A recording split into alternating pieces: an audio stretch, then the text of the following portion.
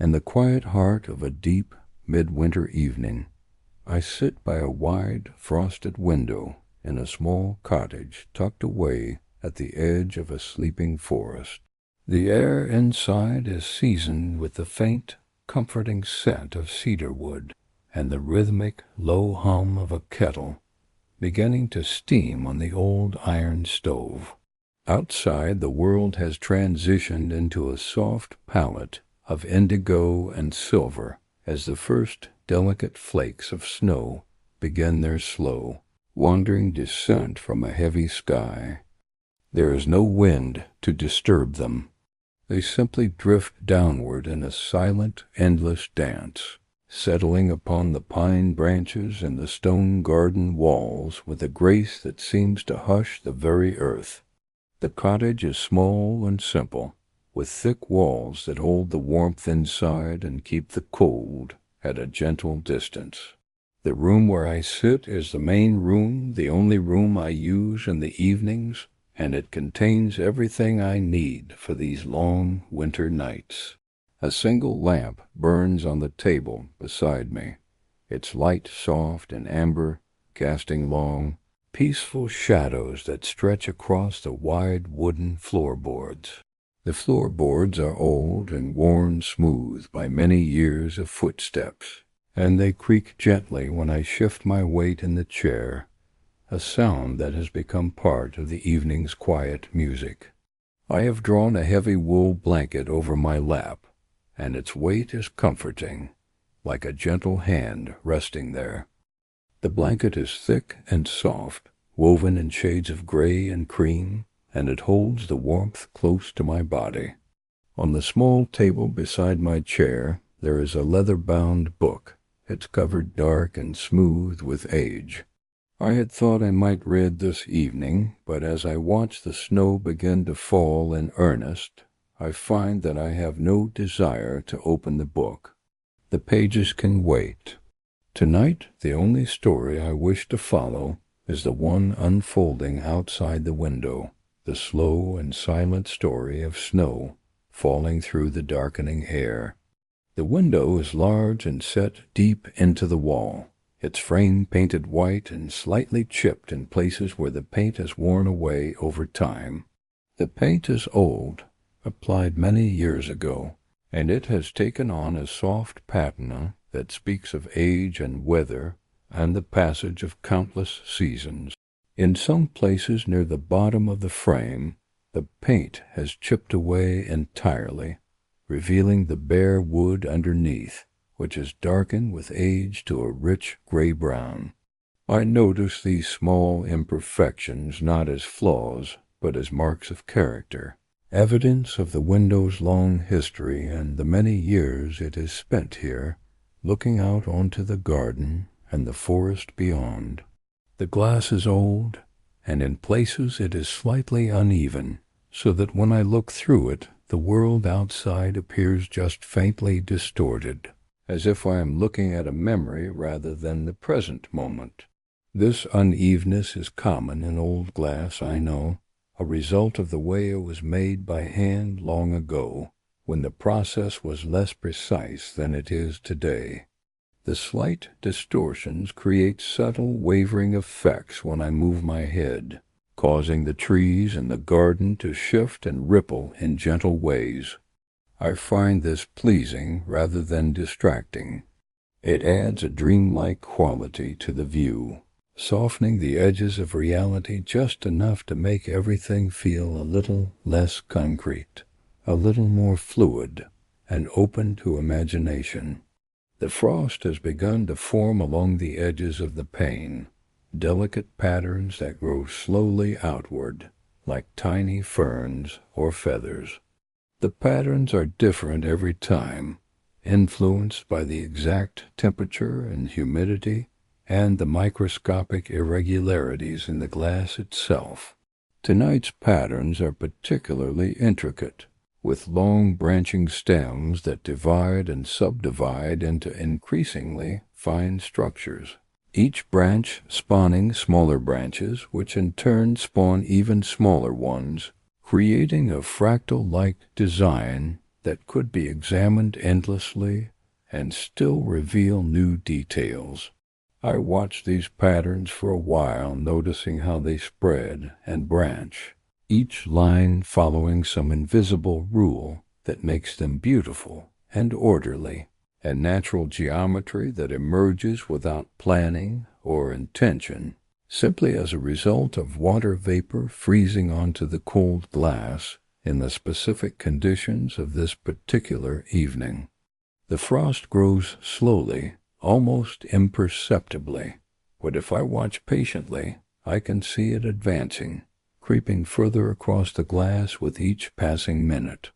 The edges of the frost are bright and sharp where they catch the lamplight, while the older, more established patterns in the center are softer and more diffuse.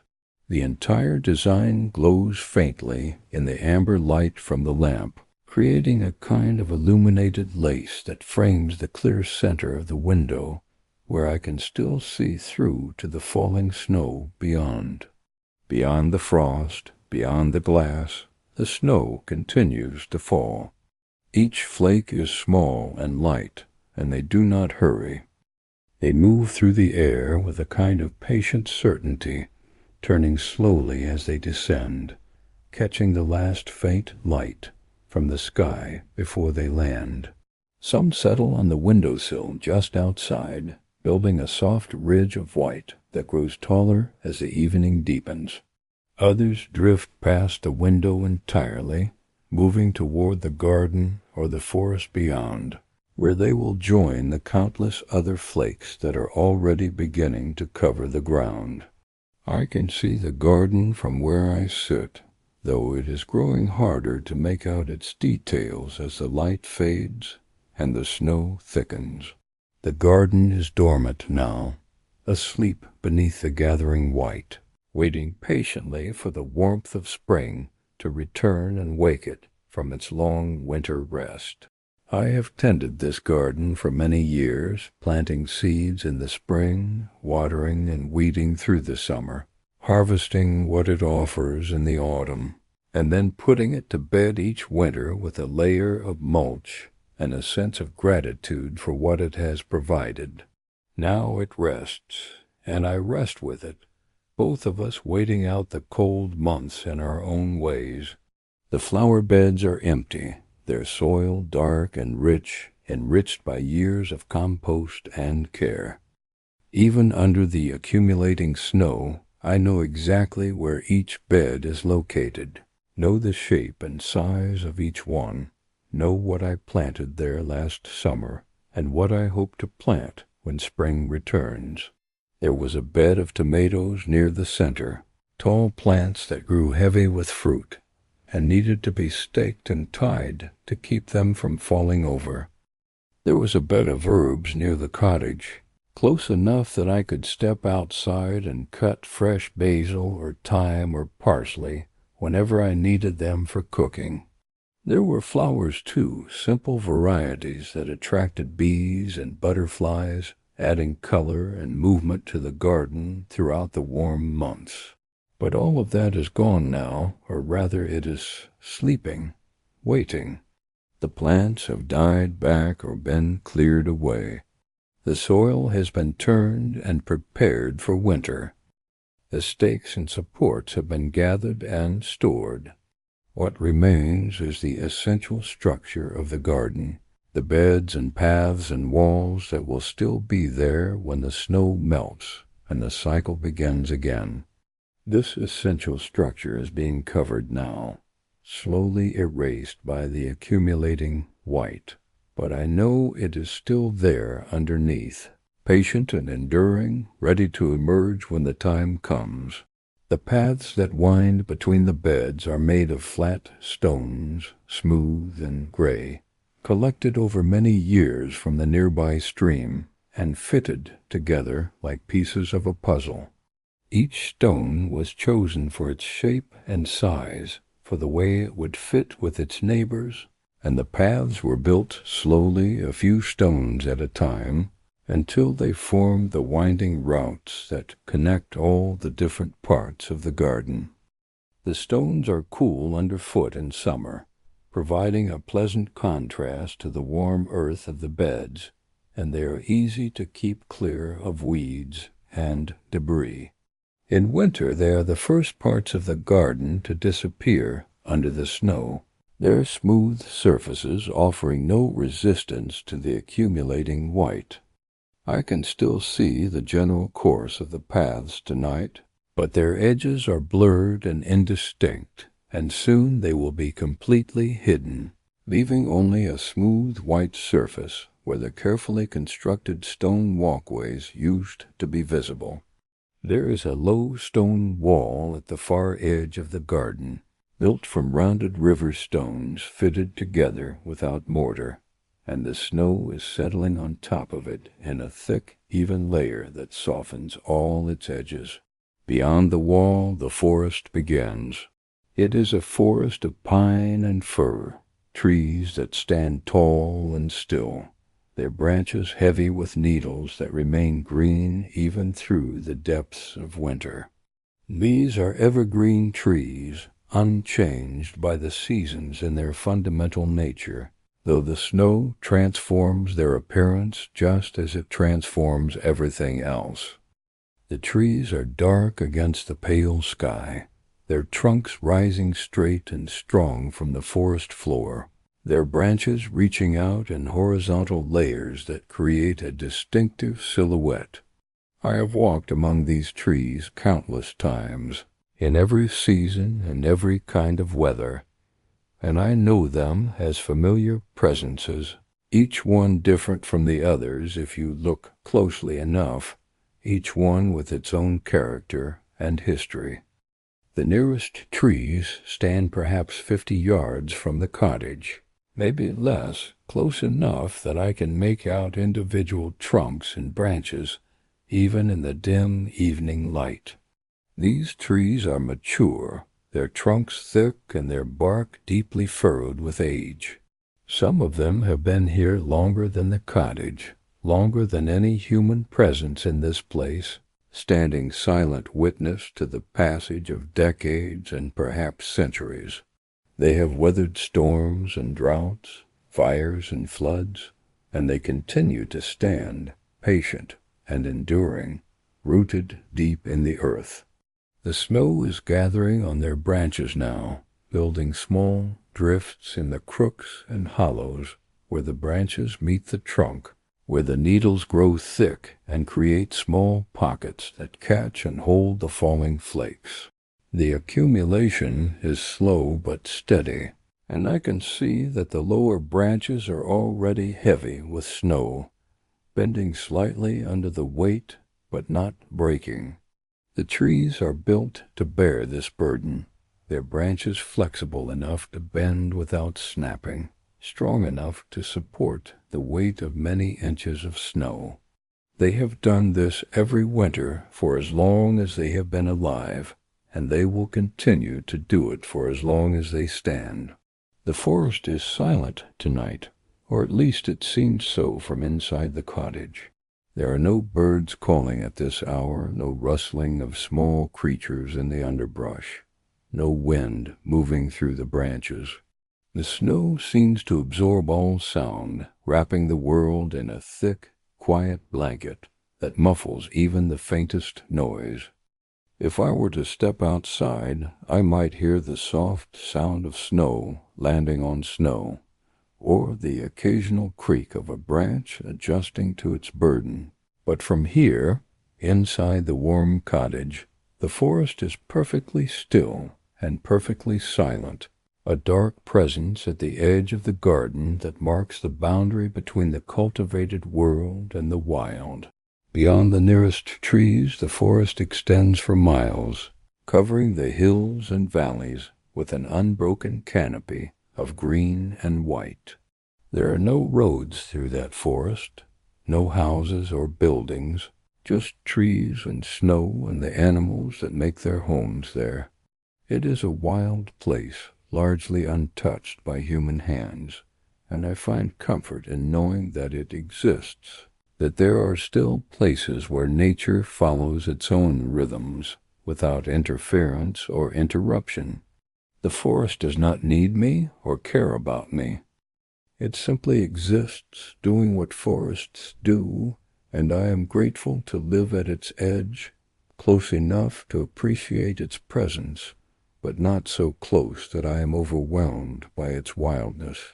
I shift slightly in my chair, adjusting the blanket over my knees, and the chair creaks softly beneath me.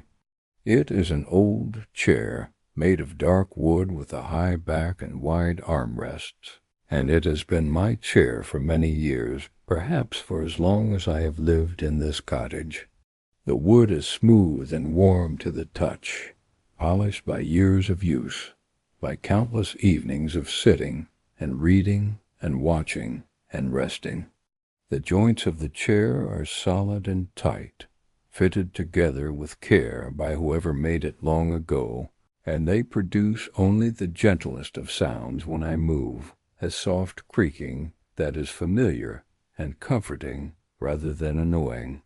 The seat is worn smooth and shaped to my body, contoured by years of use into a form that matches my own form perfectly. When I sit in it, I feel held and supported in a way that is both physical and somehow more than physical. The chair knows me, in a sense. It has adapted to me over time, and I have adapted to it, and together we have reached a state of comfortable compatibility that makes sitting here feel like coming home, even though I am already home. The cushion is thick and covered in a soft fabric that has faded to a gentle blue-gray over time, its original color lost to years of sunlight and use. The fabric is smooth under my hands when I rest them on the cushion, worn soft by countless hours of contact. I settle back into the chair and let my hands rest on the armrests, my fingers tracing the smooth wood absently as I watch the snow. The armrests are wide and flat, perfect for resting my forearms, and the wood has been worn into gentle curves and depressions that match the natural position of my arms and hands. I do not need to think about how to position myself. My body knows where to be, how to settle, how to find the most comfortable position with minimal effort.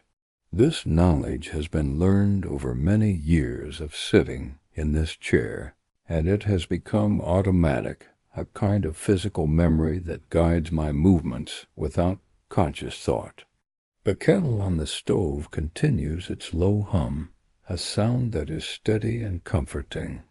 I know that soon it will begin to whistle, and I will rise and make myself a cup of tea. But for now I am content to sit and listen to the hum, to feel the warmth of the room around me, to watch the snow fall in its endless quiet rhythm. There is no hurry. The tea can wait. The evening is long, and there is nothing that requires my attention, nothing that pulls me away from this simple, peaceful moment.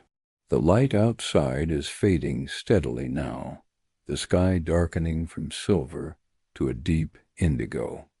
The snow continues to fall, and in the growing dimness the flakes seem almost luminous, as if they carry within them some faint light of their own.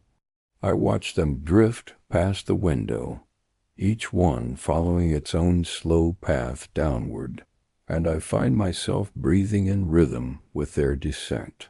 My breath is slow and even, and each time I exhale, I feel a little more of the day's small tensions release and drift away like the snow falling softly to the ground.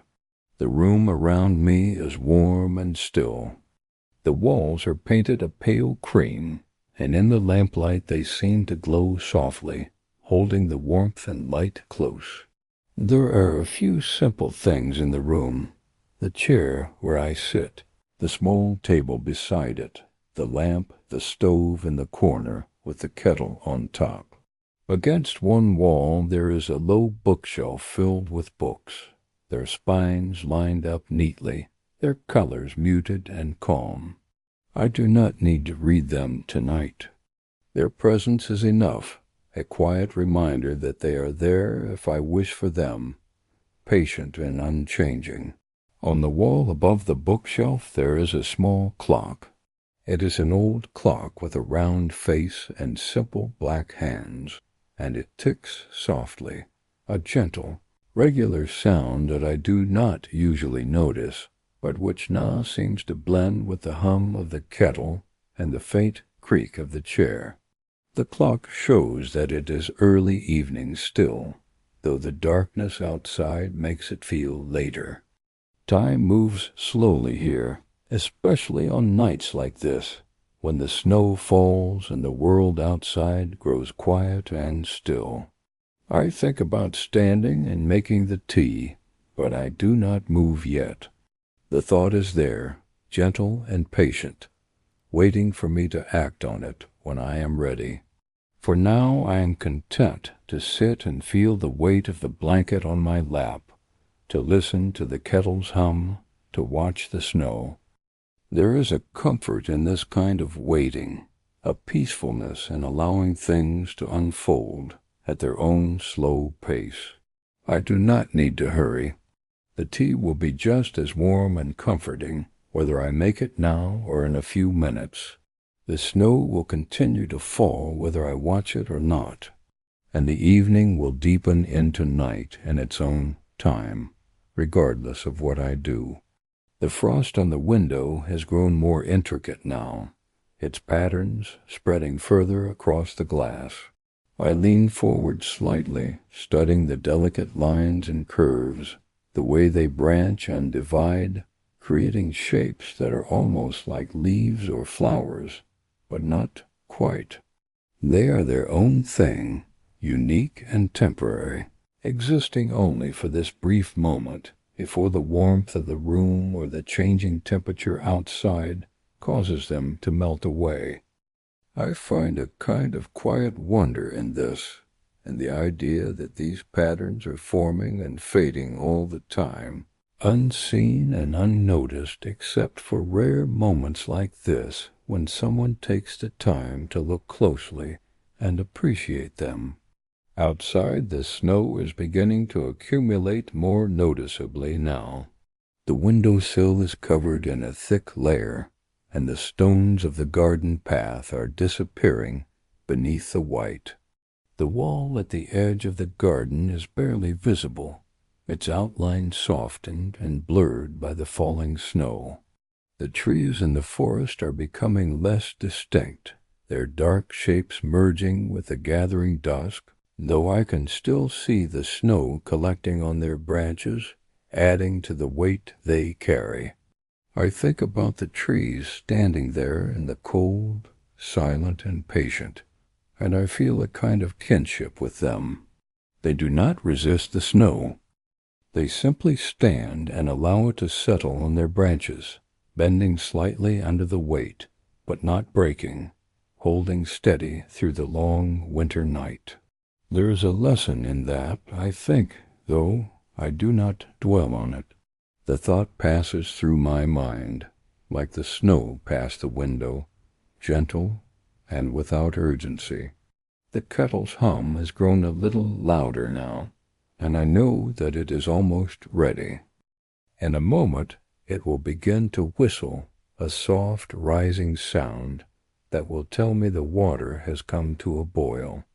I will stand then and walk the few steps to the stove and lift the kettle from the heat. I will pour the hot water into my favorite cup, a simple ceramic cup with a smooth glaze the color of old cream, and I will add a small spoonful of tea leaves from the tin on the shelf. The tea is a mild herbal blend, something with chamomile and a hint of mint, and it will steep slowly while I return to my chair and settle back under the blanket.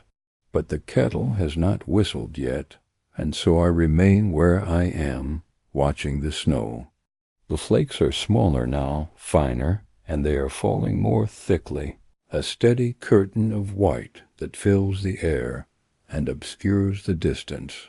I can no longer see the far edge of the forest, only the nearest trees, and even those are becoming indistinct, their shapes softened by the snow.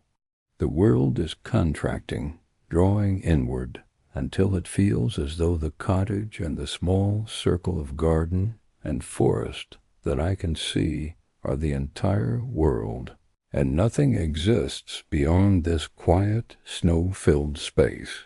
The lamp beside me flickers very slightly, a tiny variation in the light that I would not have noticed if I were not sitting so still and paying such close attention to the room around me. The flame inside the lamp is steady, burning with a calm, even glow, and the slight flicker is just the natural movement of the flame, responding to some minute change in the air. I watch the light play across the walls and the floor, the shadows shifting almost imperceptibly, and I feel a deep sense of calm settle over me. Now the kettle begins to whistle, a soft, low sound at first that gradually rises in pitch and volume. I rise from my chair, the blanket sliding from my lap and pooling in the seat behind me, and I walk slowly across the room to the stove. The floor is cool beneath my feet, even through the thick socks I am wearing, and the boards creak softly with each step. The stove is warm when I approach it, radiating a gentle heat that I can feel on my face and hands. I lift the kettle carefully, wrapping a cloth around the hot handle, and carry it to the small counter beside the stove where my cup is waiting. I pour the water slowly, watching it cascade into the cup, and I add the tea leaves, a small pinch that floats on the surface before beginning to settle and steep. The scent of chamomile rises with the steam, faint and soothing, mixing with the cedar scent that fills the cottage. I set the kettle back on the stove, away from the heat, and I stand there for a moment, my hands resting on the counter, looking out the small window above the sink. This window is smaller than the one by my chair, but it offers a different view, a glimpse of the side of the cottage and the narrow path that leads around to the front door. The path is covered in snow now, a smooth, unbroken surface that glows faintly in the dim light. There are no footprints, no signs of disturbance. The snow has erased all traces of the day, covering everything with a fresh, clean layer that makes the world feel new and unmarked. I pick up my cup, cradling it in both hands, feeling the warmth seep into my palms and fingers. The tea is still too hot to drink, so I carry it carefully back to my chair and set it on the table to cool. I settle back into the chair, pulling the blanket over my lap once more, and I sit quietly, my hands folded over the blanket, watching the steam rise from the cup in delicate, curling tendrils that twist and dissipate in the warm air. The snow is still falling, as steady and patient as before. I have lost track of how long I have been sitting here, watching it fall. It might have been an hour or two or more. Time has a way of stretching and bending on nights like this, when there is nothing to mark its passage except the slow accumulation of snow outside and the gradual deepening of the darkness. The lamp continues to burn with its steady glow, the clock continues to tick, and the snow continues to fall, and I sit here in the warmth and quiet, feeling no need to do anything other than simply be. After a while I reach for the cup and lift it to my lips. The tea has cooled enough to drink now, and I take a small sip, feeling the warm liquid slide down my throat, spreading warmth through my chest and belly.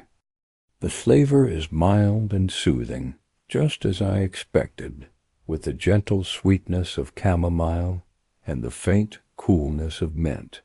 I take another sip and then another, drinking slowly, savoring each mouthful. As I drink, I continue to watch the snow. The window is frosting over more now, the patterns of ice spreading further across the glass, but there is still a clear space in the center where I can see out. The garden is almost entirely white now, the paths and beds indistinguishable beneath the snow. The wall has become just a gentle rise in the landscape, a suggestion of a boundary rather than a clear division. And the trees, those patient sentinels at the edge of the forest, are heavy with snow, their branches bending under the weight, though they do not break. I think about how many times the snow has fallen here, how many winters this cottage has seen, how many nights like this have passed with the snow drifting down and the world growing quiet and still. The cottage is old, much older than I am, and it has stood here through countless seasons, sheltering those who have lived within its walls from the cold and the wind and the snow. There is a comfort in that continuity, and knowing that this moment, this quiet evening with the snow falling outside, is part of a long chain of similar moments stretching back through time. I finish my tea and set the empty cup back on the table. The warmth from the tea has spread through me, and I feel deeply relaxed, my body heavy and comfortable in the chair. My eyelids feel heavy, too, and I blink slowly, my gaze drifting from the window to the lamp, to the glowing embers visible through the small grate in the stove, and then back to the window again. The snow is still falling. It has not paused, not even for a moment. Each flake follows the same slow, wandering path as all the others before it, drifting down through the dark air, turning slowly, landing softly on the growing drifts below. There is something mesmerizing about this endless repetition, this patient accumulation of tiny frozen crystals building layer upon layer, transforming the landscape into something soft and unfamiliar. I close my eyes for a moment just to rest them, and I listen to the sounds of the cottage, the clock ticking, the faint creak of the walls settling, the whisper of my own breath moving in and out, slow and even. When I open my eyes again, everything is just as it was. The lamp still glows. The snow still falls. The world is still quiet and peaceful. I think about going to bed, about standing and walking through the small hallway to the bedroom, where the bed is already made with clean sheets and a thick quilt. But I am not quite ready yet. There is a contentment in sitting here, in this chair, in this room, watching the snow. I am not avoiding sleep, but I am not seeking it either. I am simply here, present in this moment, allowing the evening to unfold at its own pace. The room is growing cooler now as the fire in the stove burns down, though it is still warm enough to be comfortable under the blanket. I could add more wood to the stove, build the fire back up, but I do not feel moved to do so. The slight coolness is not unpleasant. It is just another aspect of the evening, another small change in the slow progression from dusk to night to deep night. Outside, the darkness is nearly complete now. The sky has deepened from indigo to a rich, velvety black, and the snow is no longer visible as individual flakes, but as a continuous, shifting curtain of white against the dark. The garden has disappeared entirely into shadow. Even the nearest trees are just dim shapes, barely perceptible through the falling snow and the gathering dark. I watch the snow for a long time, my mind quiet and empty of thoughts. There is nothing I need to think about, nothing I need to plan or worry over. The snow falls. The night deepens. I sit and watch and breathe, and that is enough. Eventually I become aware that my body is very still, that I have been sitting without moving for a long time. My hands are folded in my lap, resting on the blanket, and they are warm and relaxed. My shoulders have dropped, releasing a tension I did not know I was carrying. My jaw is loose, my breathing slow and deep. I feel as though I could sit here forever, just like this, watching the snow fall through the endless night. But I know that eventually I will stand and make my way to bed. I will leave the lamp burning low, a small light to guide me if I wake in the night. I will walk slowly through the hallway, my hand trailing along the wall, and I will slip under the quilt and close my eyes and allow sleep to come in its own time. But not yet.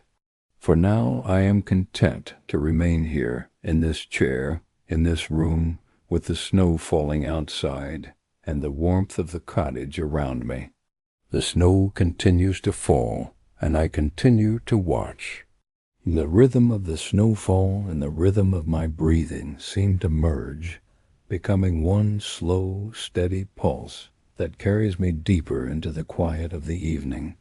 My eyelids grow heavier.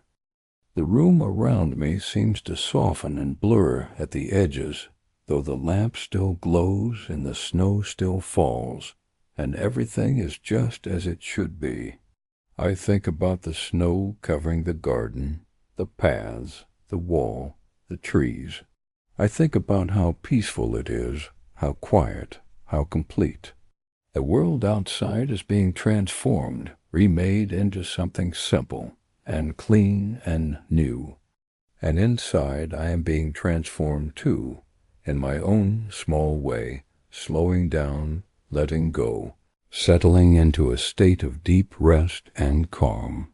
The lamp flickers again, just slightly, and I watch the shadows shift on the wall. The patterns they make are soft and indistinct, nothing dramatic or sharp, just gentle movements that come and go. I find myself noticing the smallest details now, the grain of the wood in the floorboards, the texture of the blanket under my fingers, the faint scent of tea still lingering in the air. Each detail is simple and ordinary, but somehow precious too, worthy of attention and appreciation. The snow falls and falls and falls. It does not tire. It does not pause. It simply continues, patient and persistent, covering everything with its soft white blanket. I imagine the entire forest is white now, every branch and needle coated in snow, every path and clearing buried beneath the accumulating drifts. I imagine the silence out there, the profound hush that must have settled over everything, broken only by the occasional soft sound of snow sliding from an overladen branch or the distant creak of a tree adjusting to its burden. Inside the cottage, the silence is just as deep. The clock has stopped ticking, or perhaps I have simply stopped hearing it. The kettle is cool now, no longer humming. Even my own breathing seems to have faded into the background, becoming part of the silence rather than a sound distinct from it. I sit in this quietness, and it feels like being held, like being wrapped in something soft and safe. My eyes are heavy now, very heavy, and I let them close for a moment, then open again. The snow is still falling. I close them once more, and this time I leave them closed a little longer, resting in the darkness behind my eyelids. When I open them, the room is still there, unchanged. The lamp still glows. The snow still falls. Everything is just as it was, and just as it should be. I feel myself drifting now, not quite asleep, but not quite awake either. I am somewhere in between, suspended in that peaceful liminal space where the boundaries between waking and sleeping grow thin and permeable. My mind is empty of thoughts, my body is heavy and relaxed. I am aware of the chair supporting me, the blanket covering me, the warmth of the room around me. But these awarenesses are distant, as if they belonged to someone else or to some other time. The snow falls through the darkness outside, and I watch it fall, or perhaps I only imagine that I am watching it. The distinction no longer seems important.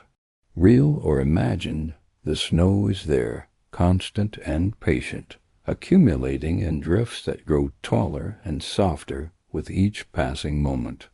The world is being buried beneath it gently and completely, and I am being buried, too, in my own way, beneath layers of quiet and rest and peace. I do not know how much time has passed. It might be minutes or hours. The clock would tell me if I looked at it, but I do not look. Time is not important tonight.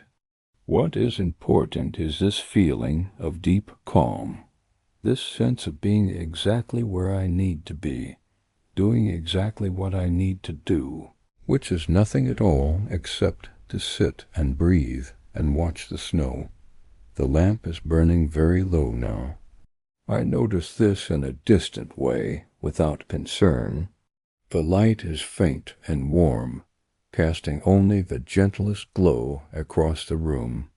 The shadows are deeper, the corners darker, but this does not trouble me.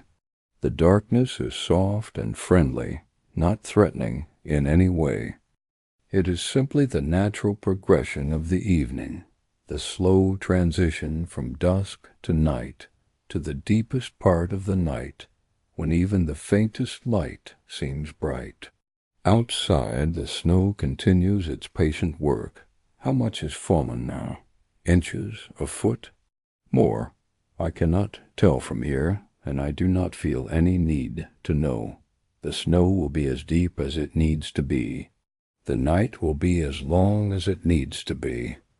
And I will sit here for as long as I need to sit here, until my body tells me it is time to rise and make my way to bed.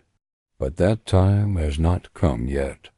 My body is still comfortable in the chair, still content to remain where it is. The blanket is warm. The room is peaceful. The snow is falling. These simple facts are all I need to know. I become aware of my heartbeat slow and steady in my chest. It is a comforting sound, a gentle rhythm that has been with me all my life, though I rarely notice it. Tonight, in this quiet, I can feel it clearly, each beat a soft pulse that seems to echo in the silence of the room. My breath matches its rhythm, slow and deep, in and out, a tidal movement that carries me deeper into rest. The frost on the window has spread even further now, covering most of the glass with its delicate patterns. Only a small circle in the center remains clear, and through this circle I can see the snow still falling, endless and unchanging. The flakes are smaller now, finer, like powder, sifting down from the sky. They accumulate quickly, building on top of what has already fallen, layer upon soft layer. I think about the morning, about what the world will look like when the sun rises and illuminates all this snow. Everything will be white and clean and new.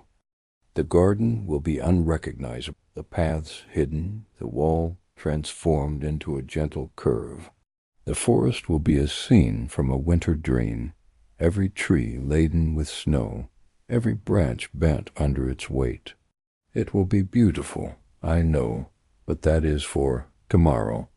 Tonight is for this, for sitting in the warm room, for watching the snow fall through the darkness, for allowing the quiet to seep into my bones. My head feels heavy now, and I let it rest against the high back of the chair.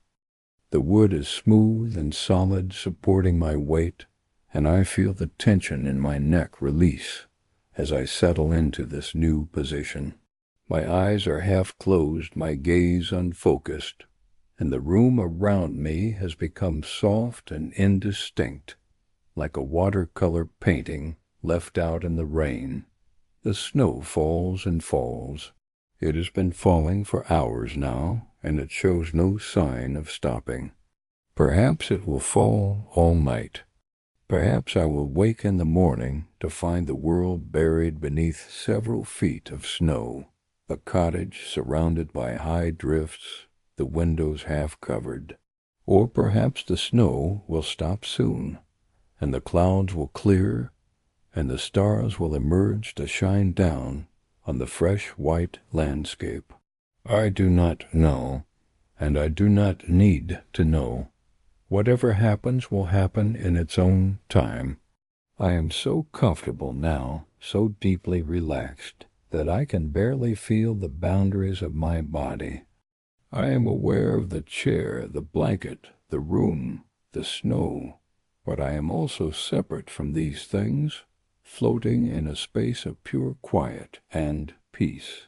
My breathing has slowed even further, each breath deep and long, filling my lungs completely, and then releasing slowly, emptying them fully before the next breath begins. The lamp flickers one more time, a tiny tremor in the light, and then it settles back into its steady glow.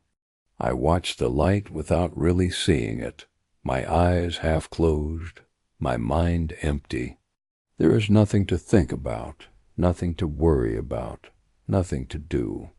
There is only this moment, stretching out endlessly, filled with quiet and warmth and the soft sound of snow falling on snow. I close my eyes fully now, resting them, though I am not quite ready to sleep. Behind my closed eyelids, I can still sense the light from the lamp, a warm glow that seems to fill the darkness. I can still hear the faint sounds of the cottage, the creak of a floorboard settling, the whisper of air moving through a crack around the window, the distant sound of snow sliding from the roof in a soft, muffled rush. When I open my eyes again, everything is as it was. The lamp still glows. The snow still falls. The room is still warm and peaceful. I have lost all sense of time now. I do not know if minutes have passed or hours. It does not matter. Time has become irrelevant, something that belongs to another world, not to this quiet space where I sit watching the snow. My body knows when it is time to move, and I trust that it will tell me when that time comes. Until then, I am content to remain here, suspended between waking and sleeping, between day and night, between one breath and the next.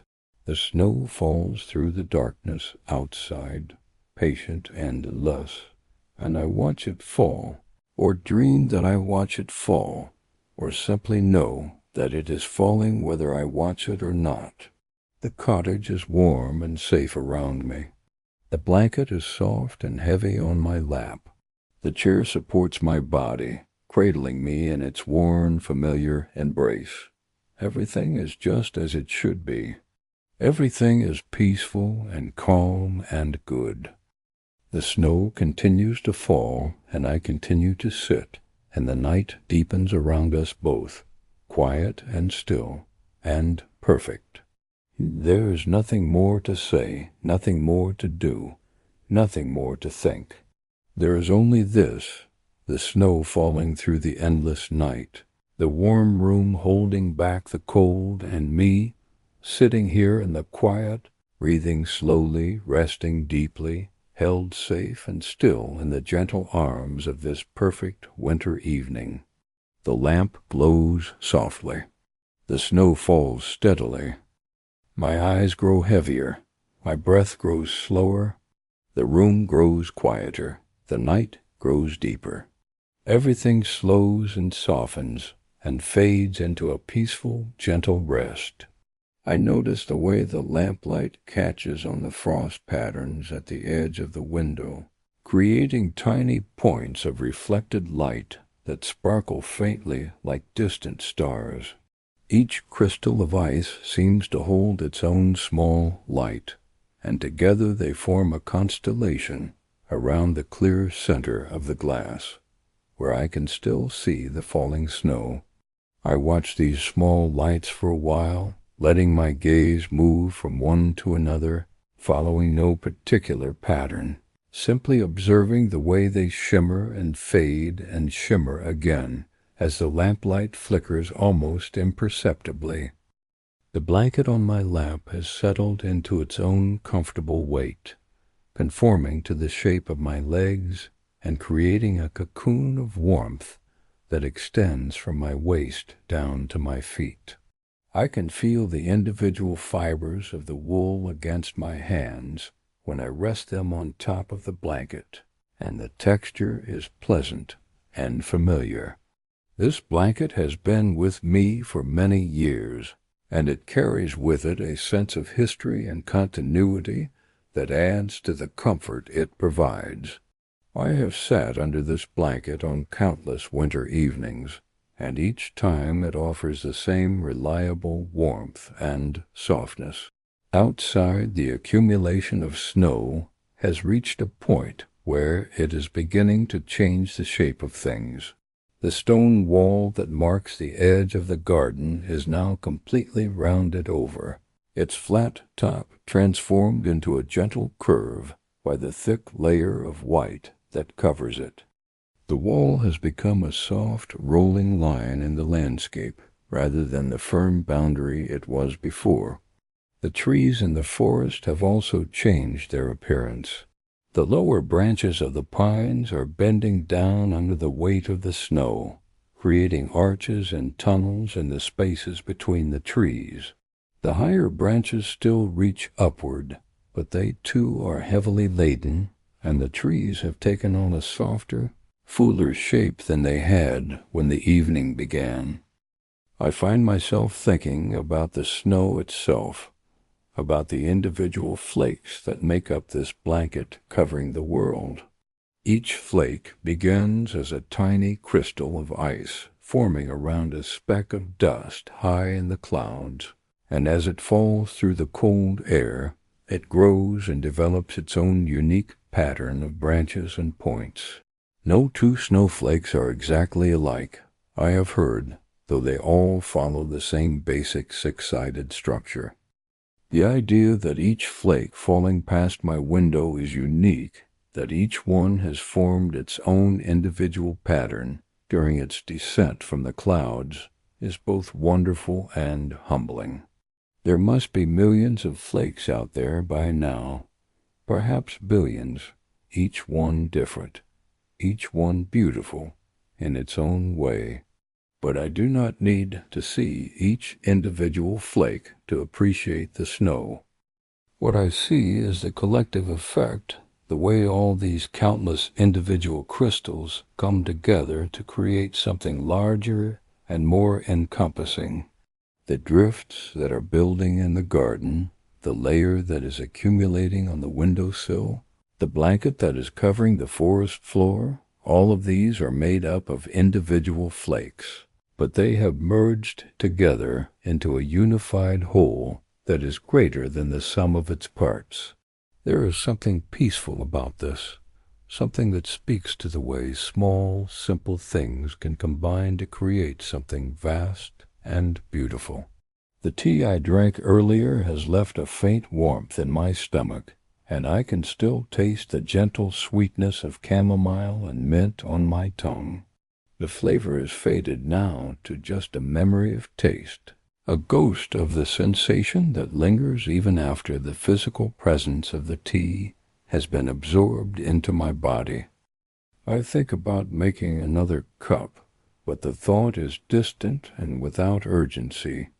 I am content with the memory of the tea, with the warmth it provided and the comfort of holding the warm cup in my hands. Another cup would be pleasant, but it is not necessary. What I have is enough. The floorboards beneath my feet are cool, even through my thick socks, and I can feel the slight unevenness of the wood, the way some boards are a fraction higher than others, creating a subtle texture that my feet have learned over many years. I do not need to look down to know where each board begins and ends, where the knots are, where the wood is worn smooth, and where it still shows the marks of the tools that shaped it long ago. This familiarity is comforting, a reminder that I am in a place I know well, a place where I am safe and at home. The stove in the corner has cooled considerably now. The fire inside has burned down to a bed of coals that glow faintly red when I look at them through the grate. The heat it produces is much less than it was earlier in the evening, but the cottage still holds enough warmth to be comfortable. The thick walls and the small windows help to keep the cold at bay, and the residual heat from the fire is enough to maintain a pleasant temperature in the room. In a few hours, when the coals have cooled completely, the room will begin to grow colder. But by then I will be in bed under the thick quilt, and the cold will not reach me there. I listen to the silence of the cottage, and realize that it is not truly silent at all. There are small sounds everywhere if I pay attention to them. The faint creak of wood expanding and contracting as the temperature changes. The soft whisper of air moving through the tiny gaps around the windows and doors.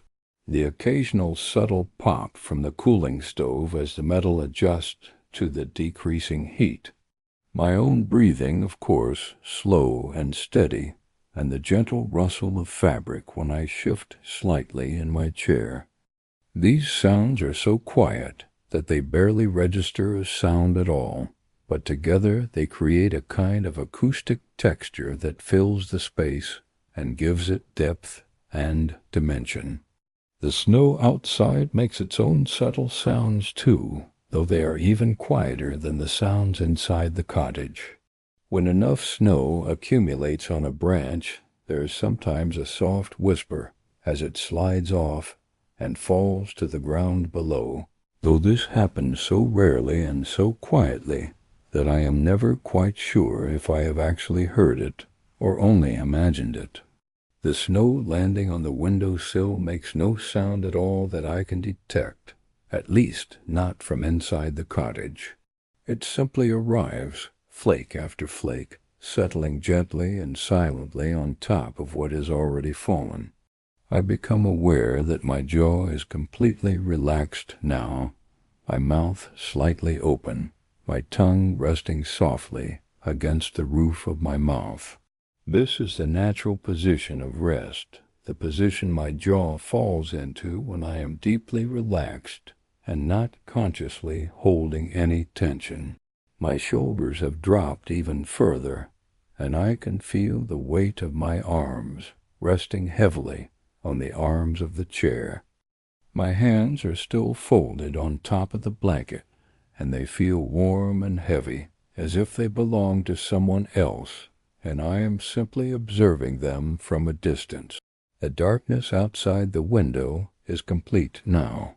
If there were a moon, I cannot see it through the thick clouds that are still releasing their burden of snow. If there are stars, they are hidden behind the same clouds. The only light in the world, it seems, is the small amber glow from the lamp beside me, and the faint reflection of that glow on the snow outside the window. The snow itself seems to hold a dim luminosity, as if it is gathering what little light there is and reflecting it back, creating a soft pale glow that is barely visible, but which prevents the darkness from being absolute. I think about the animals in the forest, the deer and rabbits, and small creatures that make their homes among the trees. They must be tucked away now, sheltering in their dens and burrows, waiting out the snowfall in their own small spaces of warmth and safety. The deer might be bedded down in a thick stand of evergreens where the snow cannot reach them as easily. The rabbits might be in their warrens beneath the roots of old trees, insulated by the earth and by the snow that is piling up above them. The mice and voles might be in their nests of grass and leaves, curled up together for warmth. All of these creatures are resting now just as I am resting, waiting for the snow to stop and the morning to come. The thought of the animals resting brings me a sense of peace. We are all part of the same pattern, all responding to the same rhythms of the season and the weather. The snow falls on all of us equally, covering the cottage and the forest and the garden without distinction. And all of us, human and animal alike, respond by seeking warmth and shelter, by slowing down and resting, by waiting patiently for the storm to pass and the world to emerge into the light of a new day. I shift my weight slightly in the chair, adjusting my position to relieve a small pressure point that has developed under my left hip. The movement is minimal, barely perceptible, but it makes me more comfortable, and I settle back into stillness with a small sigh of contentment. The chair accommodates my new position perfectly, supporting me exactly where I need to be supported, and I feel even more relaxed than I was before. My eyelids are very heavy now, heavier than they have been all evening.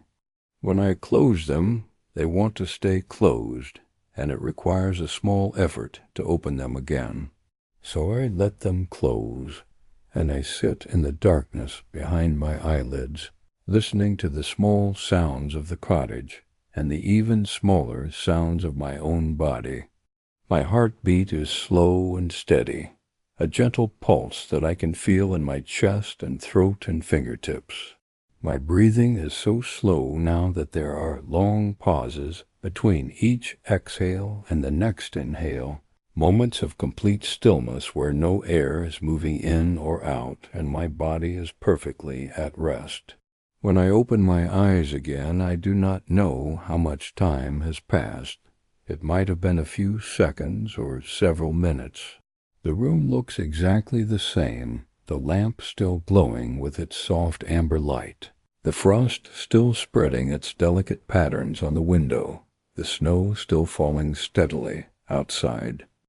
I have the sense that I could close my eyes and open them 100 times, and each time the scene would be the same, unchanging, and eternal, as if this moment has been lifted out of the normal flow of time and suspended in a space where nothing ever changes and nothing ever needs to change. The book on the table beside me remains unopened, its leather cover smooth and dark in the lamplight.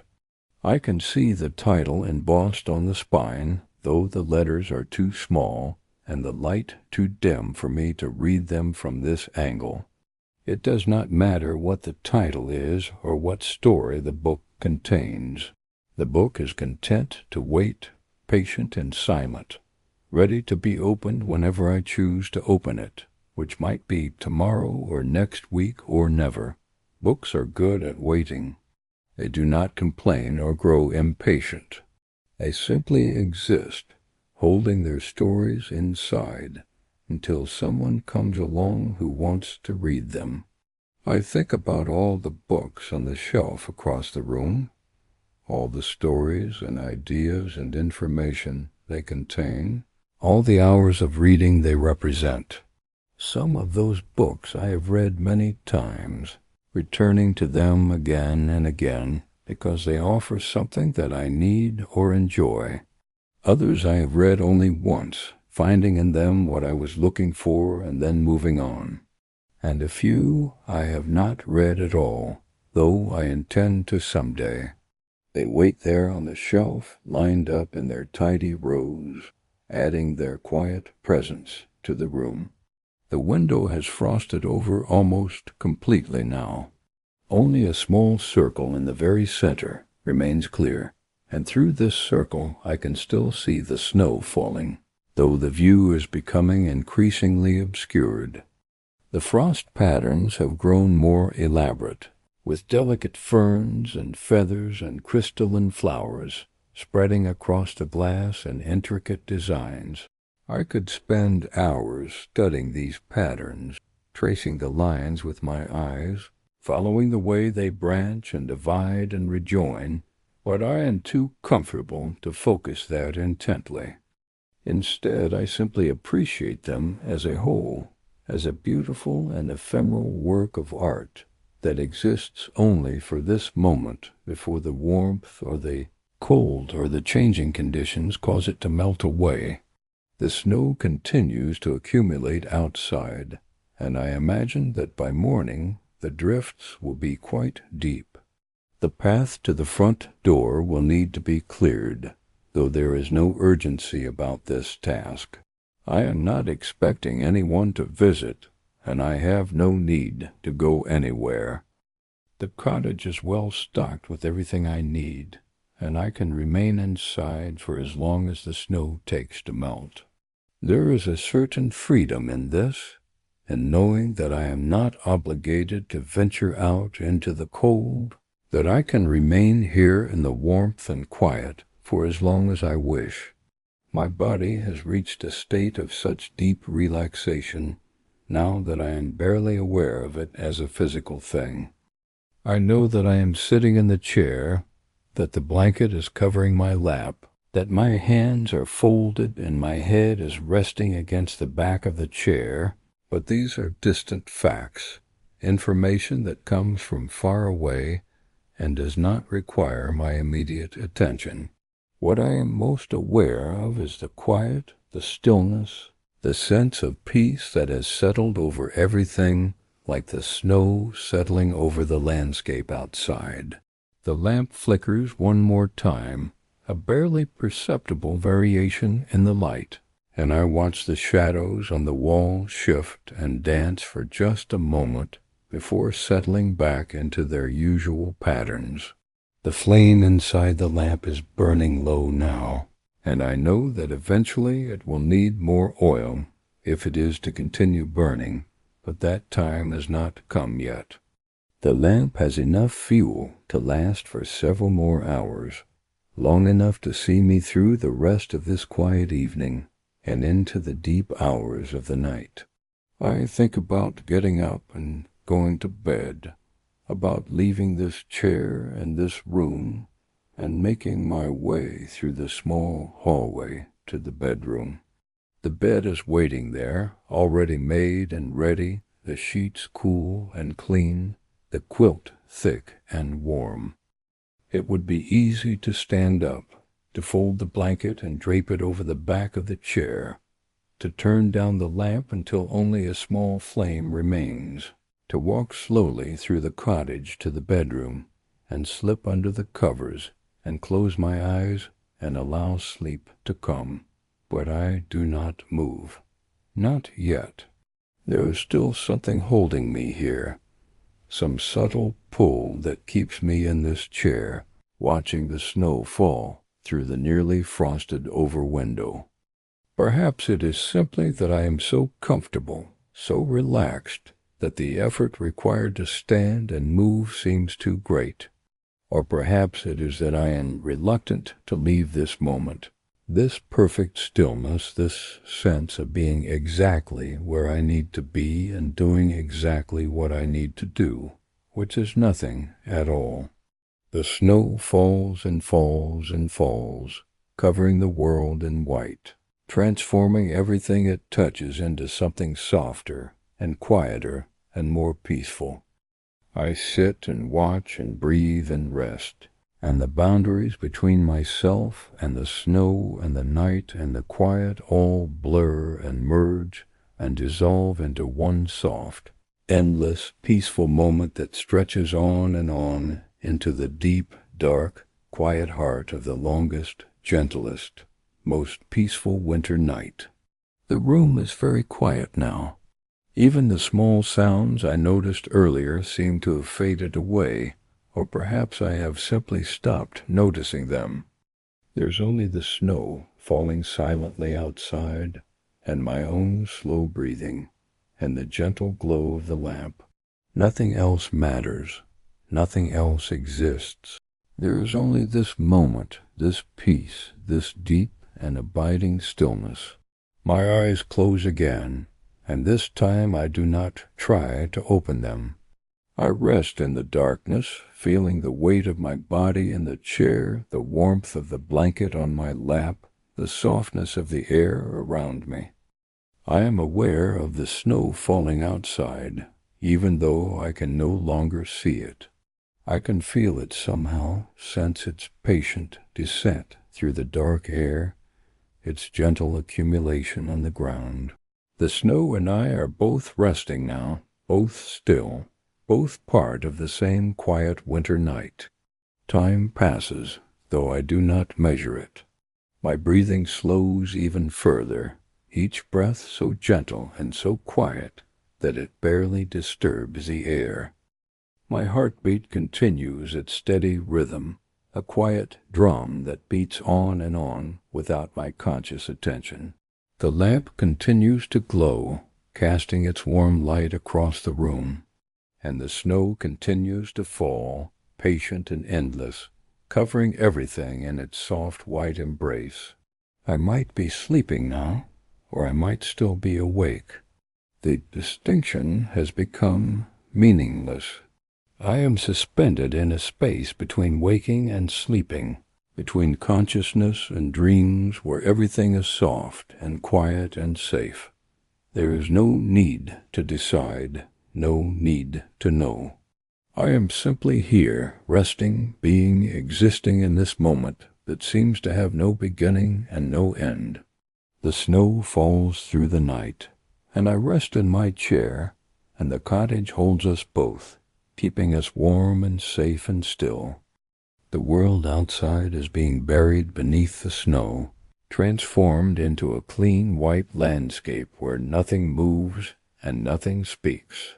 And inside, in the warm amber glow of the lamp, I am being buried, too, beneath layers of quiet and peace and deep, deep rest. Everything is soft now. Everything is slow. Everything is still. The snow falls, I breathe, the lamp blows.